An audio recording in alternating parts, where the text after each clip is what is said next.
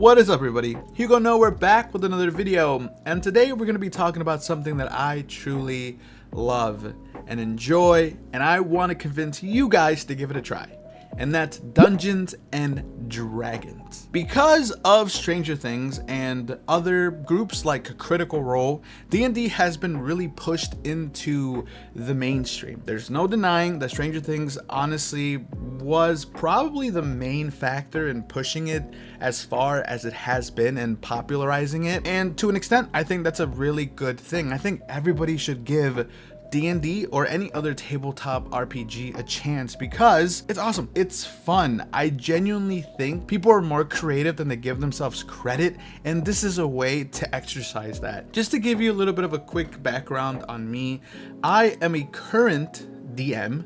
I've been DMing a campaign for about 2 years, okay? I have been doing the world building. I have been leading my players through an adventure that I hope that they're enjoying for the most part. I really think that they are. I still have my self-doubts because I put too much pressure on myself, but they've been with me for 2 years, and honestly that has been such an amazing privilege that I don't take for granted. I think that's awesome. So if you guys are watching this, thank you so much, guys. Honestly, I look forward to it every single week, and it's all thanks to you. Before that, me and a group of my closest friends got together back in the late 2017 where we got the main 3 core books back in the day 2015, which is the Monster Manual, Player's Handbook, and the DM's Guide. I didn't start off as a DM, okay? That was actually a role that my very good friend Misa, who I hope you're watching this video, because honestly you're pretty much the reason why I fell in love with it to begin with. That's a role that Misa took on for us. Because I loved it so much so early on, one of our sessions I actually filmed a little bit of it. There's a Dungeons and Dragons mini-series sample. I don't know why I called it that, but it's on the channel. I'll link it in the description below if you want to give it a watch. But it's just different scenes of us playing D&D at one of our sessions. It was uploaded February 9th of 2018. By that point, we've been playing D&D for maybe like 4 months. Still super new at the game. We still didn't know what we were doing. Nevertheless, even early on, I knew just how special this game was going to be, and I'm glad that we have still continued to play it over the years. Now, we've gone through about 3 or 4 campaigns in total, which is a lot, a lot of hours played. We actually also have a YouTube channel called Hope to Dice, because that's what we called ourselves, where we have our, I believe it was our 3rd campaign that we decided to live stream on Twitch. So there's a few episodes there. We never got to finish that campaign, unfortunately, but then we started another one, and that was also on that YouTube channel. I know I'm rambling right now. I'm so sorry. I just want to let you know I've been playing this game for a little bit, almost 10 years, and I wouldn't have it any other way. So I want this video to be a wake-up call. I want everybody who is watching this video to give Dungeons and Dragons or any other tabletop RPG a chance in 2026. Please, it is such a breath of fresh air, and it's such a wonderful way to escape reality for a few hours. And come on, you know, sometimes you need a break. We all need a break mentally, especially right now. The world's a little bit messed up, okay? The world's a little bit messed up. A break here and there doesn't hurt anybody. Really quickly, if you are enjoying this video so far, please give this video a thumbs up and consider subscribing. Also, you guys all made it possible for me to actually unlock the membership feature on YouTube. So if you want to support me in that way, everything will be in the description down below. You could join, become a member. There's some cool features that you'll be able to unlock. They're not the biggest, but honestly, any support really does help, and I'm only planning on making them bigger and better. So thank you so much. Conformity Gate made me realize just how creative a lot of you guys are.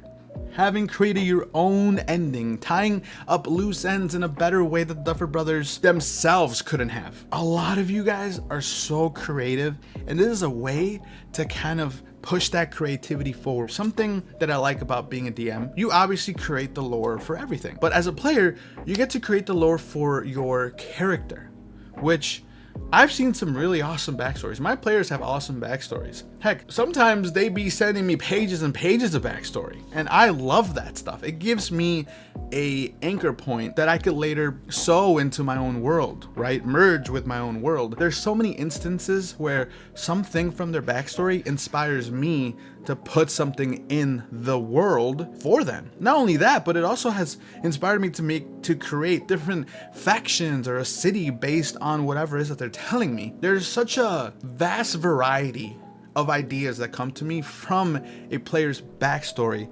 I honestly couldn't have created half of my world if it wasn't for that. So it's a wonderful creative outlet. And what goes hand in hand with a creative outlet is that it's a really good way to escape reality sometimes. As a player, you get to create this character that you get to step into, okay? You could do magic. You could do backflips and be a martial artist. You could be a weapons expert, a gunslinger, for God's sakes, okay? Or you could be a nerd and a wizard, but even then, still pretty freaking cool. You could make a pact with a god that either wants to kill you or just brought you back to life out of spite. I don't know. And on top of that, you could be a dwarf. You could be a wood elf, a dragonborn. You could be a Goliath. You could be a tiefling. The possibilities are endless, okay? And who doesn't want to take a step back from reality sometimes, because right now reality is kind of messed up, and just escape it for a few hours, right? Get lost in this character. And on top of that, drag your buddies along. Sounds pretty sweet, okay? I think I bring D&D up in therapy a lot because it has managed to help me cope with a lot. There's been times in the last 10 years where, I wasn't doing the best, but D&D was always there for me. And it gave me, even if it was just, again, for a few moments, the ability to escape that and use whatever I was going through as fuel to just push myself to become more creative as a DM and as a player. So I feel like that value within itself is awesome, and I think you should give it a try. I think that alone is a good reason for you to give it a try. To piggyback off of that point, honestly, I think D&D wouldn't have been as awesome as it has been if it wasn't for some of my closest friends coming along with me for the ride. That first campaign that we streamed was filled with such awesome moments. There's so many that come to mind. One of my friends, Veronica, she had to give a speech because my character died. I died. I sacrificed myself for the better good. And well, she gave such a beautiful eulogy in character. It brought me to tears. There was like 7 people watching that, and it also really impacted them. The chat saying, wow, just wow, crying right now. It was such a wonderful moment, and it gave us the ability to kind of bond at a much deeper level. There's a lot of times where Dungeons and Dragons it feels real in the best way possible because you put so much thought, you put so much effort into these characters. You spend so much time in their shoes. When something bad happens to them, or an NPC that you really grew attached to, it hurts like as if they were really there. And everybody sharing in that vulnerability is a beautiful thing. It's like the best way to show somebody that you're comfortable around them is by being vulnerable. And D&D has given us that plenty of times. Getting close to my friends through it has made playing this game 100% worth it. And I know the game is very intimidating at first. Like, we weren't playing right for the longest time. Okay, we had to stop and look up rules, whether it was on Reddit or in the rule book.